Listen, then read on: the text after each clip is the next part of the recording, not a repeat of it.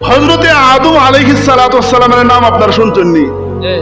তাই না? আপনার কিতা আদি পিতা, কি পিতা? আদি পিতা হযরতে আদম। জোরে বলেন হযরতে আদম আলাইহিস সালাতু ওয়াস সালাম। আল্লাহ রাব্বুল আলামিন নিষেধ করেছিলেন, ও আদম তুমি গন্ধমের কাছে যাইও না, গন্ধম খাইও না। কিন্তু আদম আলাইহিস সালাতু ওয়াস সালাম গন্ধম ফল খাইছিলেন।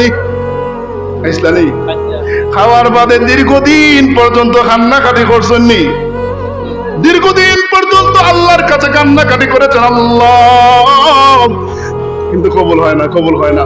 হঠাৎ একদিন আল্লাহর কাছে দোয়া করতেছেন, আল্লাহ রব্বানা যালামনা আনফুসানা ওয়া ইল্লাম তাগফির লানা ওয়া তারহামনা লানাকুনান্না মিনাল খাসিরিন।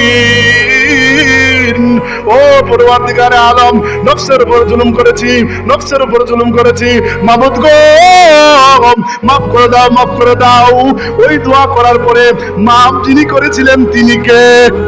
আরো জোরে বলেন তিনি কে? এজন্য এমন ভাবে দোয়া করতে হবে যে এই দোয়া আল্লাহ কবুল করেন। এই যে আদম আলাইহিস সালাতু ওয়াস সালাম আল্লাহর কাছে দোয়া করেছেন, আল্লাহ পরওয়ারদিগারে আলম দোয়া কবুল করেছেন। এজন্য আমরা এরকম ভাবে দোয়া করার দরকার আছে না নাই? আমরা গুনাহ করিনি, আমাদের দ্বারা গুনাহ হয়নি। কথা বলেন না কেন? গুনাহ হয়নি? আমাদের দ্বারা গুনাহ হয়, আমাদের দ্বারা পাপ হয়। আমার দ্বারা এমন কোন গুনাহ নাই যে এই গুনাহ আমি করি নাই, আমার দ্বারা এমন কোন পাপ নাই যে এই পাপ আমি করি নাই। কথা বলেন ঠিক না বেঠিক?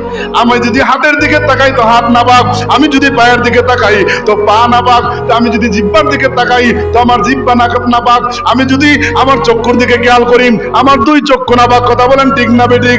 এই জন্য আল্লাহর কাছে দোয়া করবো, আল্লাহ ও পরওয়ারদিগারে আলম তোমার কাছে মাফ চাই, মাবুদ গো বুঝি নাই শয়তানের দুঃখায় পড়েছি, নফসে আম্মারার দুঃখায় পড়েছি, তোমার কাছে মাফ চাই পরওয়ারদিগারে আলম। জীবনের সমস্ত গুনাহ থেকে শর্মিন্দা হইয়া, লজ্জিত হইয়া তোমার কাছে মাফ চাই।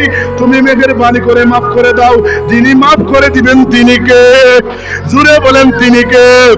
আরো জোরে বলেন তিনি কে? তিনি হলেন আল্লাহ। তিনি কে? আল্লাহ।